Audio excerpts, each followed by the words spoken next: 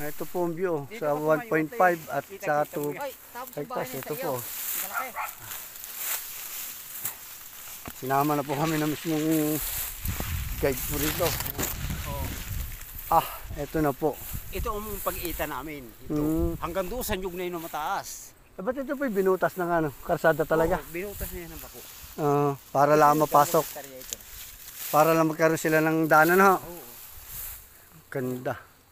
Ito pong pangkalahatan dito ay pwede pong cut 1.5 hectares at saka 2 hectares po.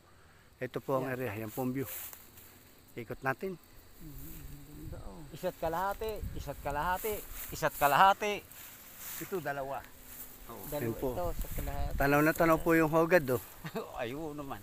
Yan po ang hogad. Yan. Tapos yung pong windmill, tanaw din, oh. Yun. Yan. Sa mga gusto po dito, andyan lang po. Message nyo po sa number nandyan.